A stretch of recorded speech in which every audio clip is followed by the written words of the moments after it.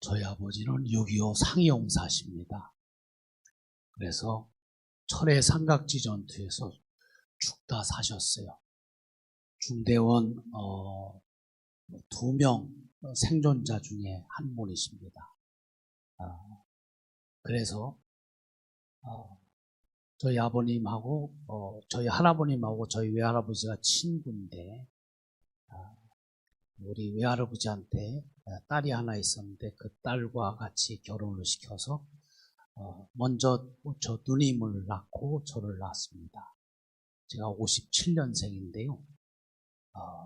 58년, 57년, 56년, 57년, 58년, 59년까지 베이비 부모 세대입니다. 근데 하도 우리 아버지가 하루 일하고 하루 앓고 그래서 아들을 낳으니까 얘는 돌처럼 단단하게 건강하라 그래서 제 이름은 중간에 석자가 돌석입니다. 제가 공부를 못했더라면 아마 돌대가리 소리를 어지간히 들었을 텐데 다행히 그렇진 않았습니다. 근데 제가 아오가 있습니다. 제 호는 석항입니다. 돌항아리란 뜻입니다. 자, 성경 창세기는 이야기의 책입니다. 아브라함의 이야기, 이삭의 이야기, 야곱의 이야기, 그리고 요셉의 이야기로 이어지는 그런 설화집이 바로 창세기죠. 이 창세기 속에 나오는 이 여러 이야기들, 이 이야기를 읽고 듣는 사람들이 다 감동과 깨달음을 얻기 위해서 지금까지 그 이야기들이 계속 전해지고 있습니다. 오늘 읽은 말씀 요셉의 이야기는 여러분들이 다 알고 계십니다. 저도 수도 없이 요셉의 이야기를 많이 설교했습니다. 그런데 제가 왜 요셉의 이야기를 선택했냐면 요셉의 이야기가 바로 내 이야기가 됐기 때문에 그렇습니다. 그런데 이 이야기들은 아브라함과 이삭과 야곱과 요셉의 이야기 같지만 사실은 하나님의 이야기입니다.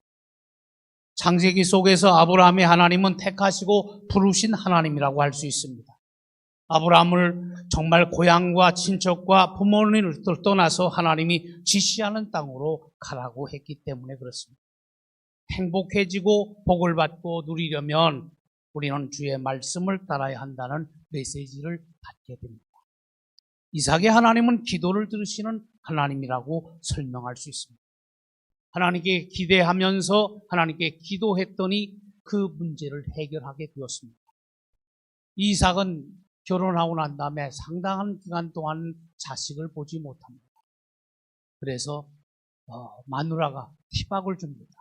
왜 당신과 나 사이에 뭐가 문제가 있어서 이렇게 자식을 못 낳냐? 그랬더니 이삭이 그 부인하고 싸우질 않고 나가서 기도했습니다. 그랬더니 하나님께서 쌍둥이 아들을 얻는 복을 주셨습니다. 야곱의 하나님은 인도하시고 복을 주시는 하나님으로 설명되고 있습니다.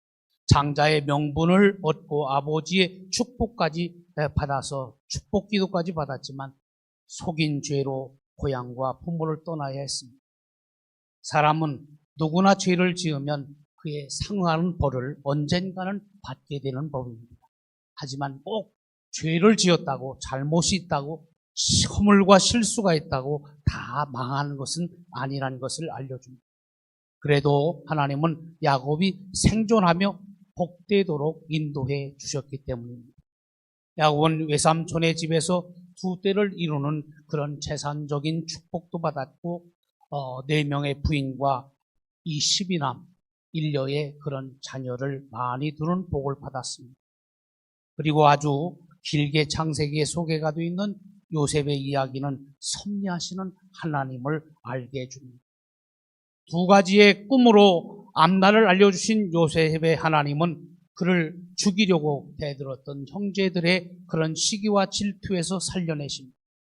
그리고 모두가 살 수 있는 야곱 가족 모든 생존을 위한 도구로서 그를 축복의 통로로 사용하시고 정말 복되게 하십니다. 섭리는 자연계를 지배하고 있는 원리와 법칙을 말합니다. 그래서 물이 높은 데서 낮은 데로 흘러가는 것처럼 이것은 자연현상, 자연섭리죠. 근데 신학적으로 말하면 하나님이 행하시는 사역의 전체의 내용이 섭리라고 볼 수 있습니다. 그래서 아브라함을 섭리하신 하나님, 이삭을 섭리하셨고 야곱을 섭리하신 하나님께서 요셉도 섭리하셨습니다. 저도 섭리하셔서 그래서 이와 같이 목사를 삼으시고, 저는 우리 손씨 집안에, 제가 충남 당진의 고향인데 우리 손씨 집안, 제가 명천공파 46대 손이거든요. 우리 그 집안에서 1호 목사가 전부. 그 뒤에 여러 명이 나왔습니다만 제가 첫째요, 문열이가 됐습니다. 눈앞에서는 하나님의 배려가 전혀 없는 것 같이 보이지만 하나님은 그 일을 미리 준비하시고 성취해 가고 계신다고 하는 뜻이 바로 섭리, 프로바이던스입니다. 성경에는 이 말이 없지만 요셉의 이야기에 하나님의 섭리하심이 어떤 것이고 하나님이 섭리하시면 어떻게 되는가 하는 것을 잘 보여주고 또 이야기되고 있습니다. 섭리의 3대 요소가 있습니다. 첫째는 보존입니다. 지켜주시는 겁니다. 그래서 하나님께서 정말 요셉이 죽을 처지에서 그를 죽지 않게 만드셨고, 비록 종이 됐지만, 그렇지만 노예로서 인생 망치지 않고 그는 바로 정말 살아남아서, 그래서 애굽의 총리 대신이 되죠. 이렇게 보존됩니다. 저희 77 동기 가운데 지금 한 7사람이 죽었어요. 아직까지 살려주신 하나님께 감사하죠. 이제 은퇴가 저는 한 5년 정도 남았는데요. 5년까지는 아니고 4년 조금 더 남았는데, 제가 50살에 지금 시흥교회에 왔습니다. 그때 이제 은퇴하신 목사님이 지금 88세가 됐어요. 그렇게 보면 정말 한 시대가 가고, 그 다음에 제가 은퇴한 다음에 저보다 한 20년 후배가 저희 후임자가 되지 않을까 그런 생각을 합니다. 여러분은 아닙니다. 그렇지만 이렇게 섭리하신 교회 담임 목사가 되는 걸 보니까 정말 이렇게 하나님의 그런 섭리 주관하시는 역사가 있습니다. 두 번째는 협력이죠. 요셉이 억울한 일을 당하여서 지하 감옥에 갇혔을 때 바로의 꿈을 해석할 수 있는, 풀 수 있는 그런 일로 정말 술 맡은 관원장이 이처럼 정말 협력하는 그런 사람. 하나님은 사람을 통해서 역사합니다만 하나님의 역사함을, 하나님이 섭리하시는 사람을 돕는 협력자를 붙여주십니다. 바울에게 신라를 붙여주시고, 또 정말 베드로에게 요한 같은 제자를 붙여주신 것도 역시 정말 잊을 수 없는 협력, 코퍼레이션을 이루게 하는 것을 보게 됩니다. 더욱이 요셉은 이집트 제국의 그런 비상대책 총리로 세워서 제국과 자기 가족을 이와 같이 다스리며 돌볼 수 있는 기회를 얻게 합니다. 요셉의 이야기를 읽어보면 요셉은 정말 신앙생활을 했다기보다 그는 바로 생활 속에서 신앙이 드러난 사람. 요셉이 제단을 쌓았다거나 하나님을 찬미하고 하나님께 무슨 찬양의 시를 올렸다든지 그런 건 없습니다. 그러나 요셉은 신앙 인격이 잘 잡혀있는 인물입니다.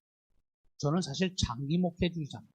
어느 교회에서 이렇게 정말 거의 몇 년씩 이렇게 그래서 20년 넘게 이렇게 목회하는 걸 좋아합니다.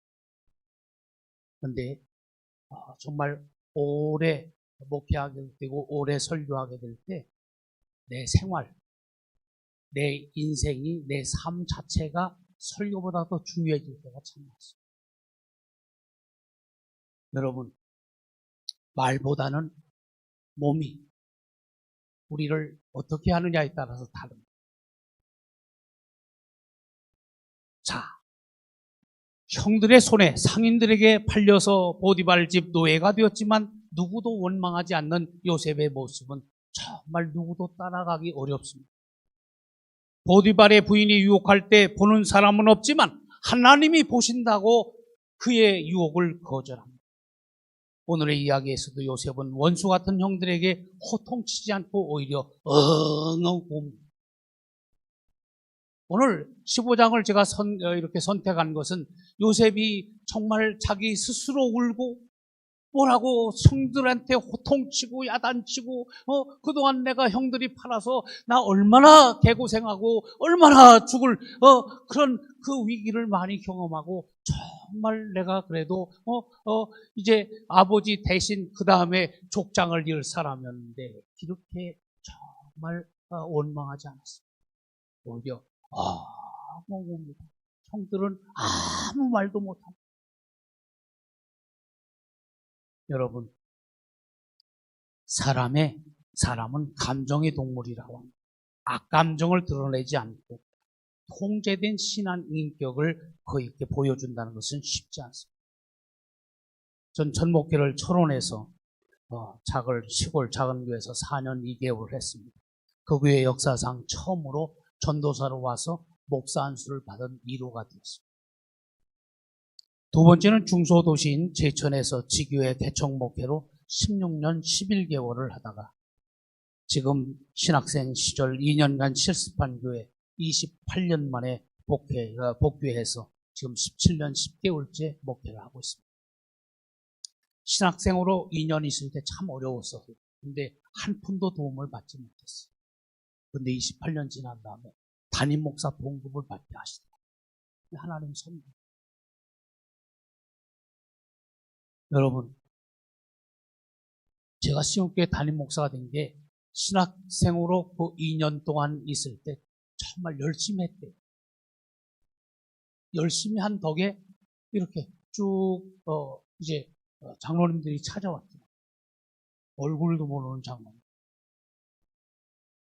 찾아와서 우리 왜 다음 담임 목사가 됐으면 좋겠다. 그런데 담임 목사님, 은퇴하실 목사님이 또 이렇게 후보를 내서 그 후보하고 저하고, 근데 제 후배였어요. 거기하고 이제 표대결해서 한 표 차로 담임 목사가 된 사람.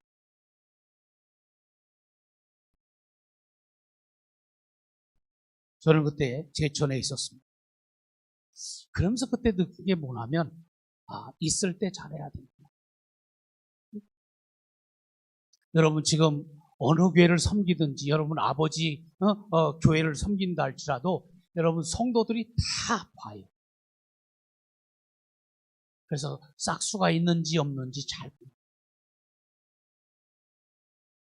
앞에서 찬양하고 뒤에 가서 딴짓하면 그거 다 모르는 것 같지만 다 압니다. 여러분 땀 흘려서 일하는 거 정말 알아주게 되고요. 특별히 눈물을 흘리면서 정말 애정을 가지고 그리고 사랑을 가지고 하는 모든 일들은 정말 흔적 없이 사라지지 않고 반드시 결실을 맺게 되는 것을 봅니다. 죽는 것보다 더 슬플 수 있는 게 사는 것일 수 있습니다. 요셉이 도단의 물 없는 구덩이에서 죽었더라면 그 수많은 고생이나 그런 어려움을 겪지 않았을 겁니다. 그러나 요셉은 원한을 품고 산 것 같지는 않습니다. 하지만 많은 사람들은 작고 큰 원한을 품고 살아갑니다. 대개의 사람들이 다 그렇습니다. 입에 독을 가득 물고 그래서 그가 하는 말만 들어도 독설이고 악단이고 저주고 그리고 정말 원망과 불평을 쏟아놓을 수 있습니다. 여러분 평온하고 이렇게 여유 있는 인상을 드러내는 것도 여러분 정말 장리 목회할 때 굉장히 특화된 좋은 조건. 여러분 인상이 굉장히 중요한데 인상보다 더 중요한 것이 심상입니다. 마음 씀씀이. 이 요셉의 마음 씀씀이는 정말 이렇게 형들 보고 만감이 교체했을 거 아닙니까? 근데 모든 시종들을 다 내보내고 그 형과 자기 사이에 정말 그들을 앉혀놓고 그들도 놀래갖고 어떻게 말할 수 없는 그런 상황에서 이 요셉이 엉엉 웁니다. 얼마나 울었는지 모릅니다. 그 울음소리가 집 밖으로 나가고 바로의 궁전에까지 들렸더니 야 대단한 일이죠. 좀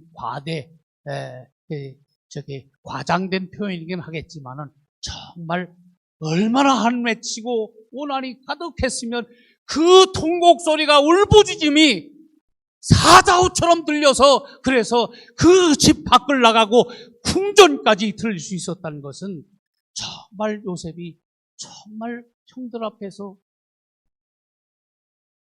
주먹질보다 더 심한 통곡으로 어떻게 보면 형제들을 이와 같이 다그쳤다고 볼 수 있습니다.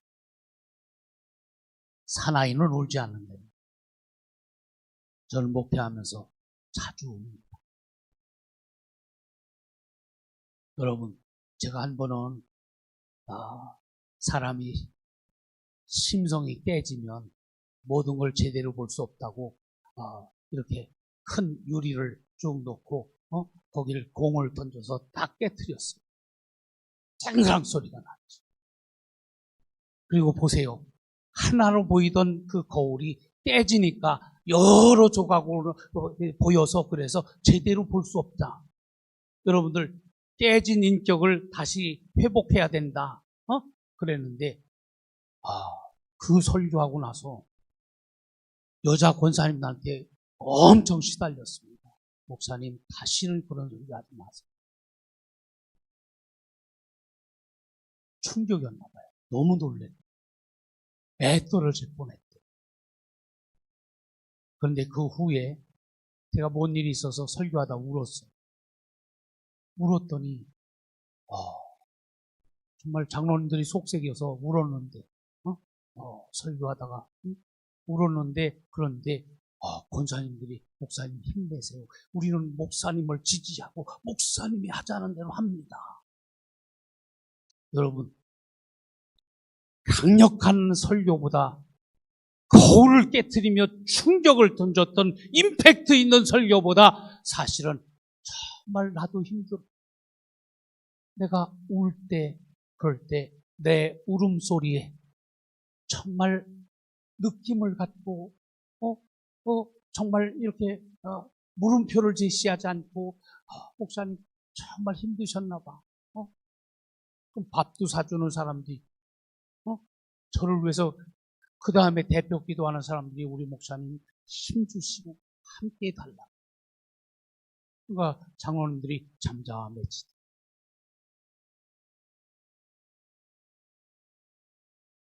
나는 장로님들이 사실은 깨진 인격이라고 생각해서 거울을 깨트렸는데 거울을 깨트린 것보다 사실 내가 우는 쪽이 훨씬 더 효과가 컸어요.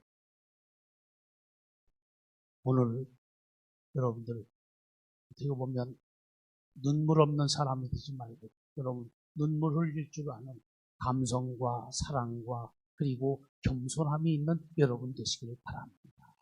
하나님의 섭리하심이 있어요. 자, 제가 1977년도에 감신대에 입학해서 졸업하고 군대 갔다가 목회를 시작하면서 감신대학원을 다녔습니다.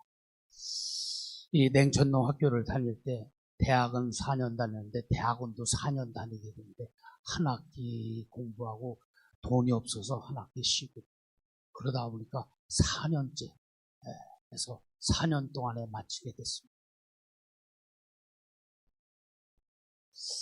여러분 어떻게 보면 그때 대학을 다닐 때 기숙사 들어가서 기숙사 비를 낼 돈이 없어서 사실 저는 지금 그 시흥동에 거기서 버스 타고 통학을 했어요. 77년부터 81년 졸업할 때까지 내내 4년 동안 거기서 통학을 했는데 거기를 28년 만에 다시 돌아가게 됐어요. 담임 목사로 가서 요즘도 거기를 그 동네를 걷는데 걷게 되면 나도 모르게 하나님이 정말 나를 20대 때 여기서 정말 그렇게 비난하고 좀 가난하고 정말 없이 굉장히 힘들게 신학생활을 했는데 근데 하나님이 나를 이제 보조하게 금천지방 장자교회 시흥교회 담임 목사를 삼으셔서 그 지방에서 감리사도 2번이나 하는 것이죠. 참 어떻게 보면 참 감사하다. 하나님이 나를 이렇게 섭리하시니 내가 더 착하게 살아야 되겠다. 더 잘해야 되겠다. 그래서 지금까지 17년 11개월 동안 제가 거의 코로나 때만 빼놓고 제가 기사도 못해요. 새벽 차량량을 꼭 한 코스, 제가 부목이나 전도사들을 시키더라도 꼭 저도 한 코스는 지금도 오늘도 했습니다. 여러분, 정말 많은 말보다 이렇게 섬기는 것이, 목사님이 어떻게 그렇게 저희들 하냐고. 처음엔 우리 장로님들이 그랬어요. 목사님, 저 쇼다. 저거 많이 가야 1년 간다. 근데 지금까지 하니까 아무도 제 진정성에 대해서는 말하지 않습니다. 섬김이 능력입니다. 여러분들이 정말 목사가 설교만 잘하면 될 것 같지 않아요. 생활을 잘해야 돼요. 요셉에게 하나님이 어떻게 섭리하셨냐면, 요셉에게 하나님이 계시의 말씀을 준 것도 아닙니다. 하나님이 살아계시고 하나님이 자기를 인도하신다는 것을 알았어요. 그래서 섭리하신 하나님을 이 요셉이 압니다. 그리고 그 하나님께 감사하죠. 사람이 복받치는 감정이 있으면 그것을 억누르기가 참 어렵습니다. 그럴 때마다 원한을 드러내고 험한 말을 하거나 저주를 하거나 악담하는 걸 할 수 있는데, 그것을 피할 수 있는 것이 또 우리가 해야 될 일입니다. 한참 오는 요셉을 보고 형들은 정말 어떻게 했을까? 죽을 마셨습니다. 놀란 형제들이 입이 얼어붙었다는 말씀이 세번역에 기록되어 있습니다. 핑계할 수도 없었고 변명할 수도 없었습니다. 목회하면서 흘린 땀보다 정말 때때로 흘리는 눈물이 더욱 효과가 있다는 것을 알게 됩니다. 요셉을 섭리하신 하나님이 정말 제한 없는 모습이 오늘 말씀에 잘 나타나 있습니다. 요셉을 하나님은 그를 통큰 축복의 통로 파이프로 삼습니다. 그래서 정말 제가 내 가진 모든 것을 가지고 아버님 그리고 형님들 자식들까지 다 제가 양육하겠습니다. 생활비 다 낼게요. 먹고 입고 사는 모든 걸 책임져 줄 테니, 그러니 지금 그 가나안 땅 흉년 속에서 죽지 말고 저한테 아버님하고 같이 내려와서 그래서 우리 삽시다. 나를 보낸 것은 하나님이십니다. 형들보다 앞서서 하나님께서 나를 보내셨습니다. 그 말은 하나님이 섭리하셨습니다. 하나님이 인도하셨습니다. 하나님이 미리 이렇게 나를 앞서서 이와 같이 여러분 우리 가족들 앞서서 나를 이곳에 있게 하셨습니다.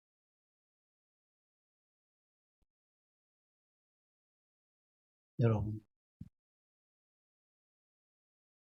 내 가지고 있는 재산이나 능력이나 그 고난을 누구랑 나누고 싶겠습니까? 그런데 요셉은 정말 이렇게 환난을 겪고 고난을 겪고 섭리의 하나님을 느끼고 그 섭리의 하나님, 살아계신 하나님을 정말 알면서, 그러면서 그가 고백하기는, 자, 하나님이 이렇게 다 허락해 주신 거니까 함께 내 아버지, 형님들, 또 내 동생들, 그 조카들까지 다 함께 더불어 나눕시다 하는 얘기. 여러분, 목회하면서 하나님과의 나의 관계도 아주 중요한데, 목회자와 목회자의 관계, 특별히 목사와 성도의 관계가 얼마나 중요한지 모릅니다. 여러분, 관계 행복을 이루려면 정말 땀 흘리는 봉사도 필요하지만 눈물 흘리는 정말 애정도 필요하고 봐줘야 될 때가 너무 많습니다. 여러분, 송곳으로는 이렇게 정말 어떤 것을 뚫을 수 있지만, 여러분, 사람에게 송곳 같은 그런 아주 예민한 말로 들쑤시면 그 사람을 내가 얻을 수 없고 그 사람을 죽일 수밖에 없습니다. 손바닥으로 쓰다듬는 것과 손등으로 밀어내는 것은 양지차죠. 요셉이 얼마든지 손바닥으로 내리칠 수 있고 손등으로 밀 수 있는데 요셉은 품습니다. 얼싸안습니다. 형들을 얼싸안고 웁니다. 동생을 얼싸안고 웁니다. 드디어 말문이 막혔던 형들이 말하기 시작합니다. 대화가 되기 시작합니다.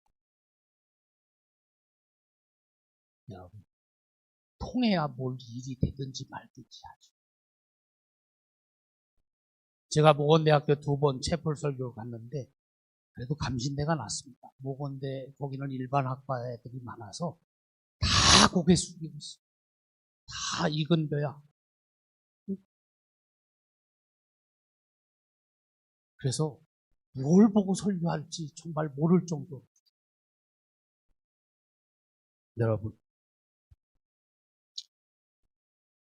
여러분들이 섭리의 하나님, 그래서 나는 잘 나가, 나는 잘 됐어.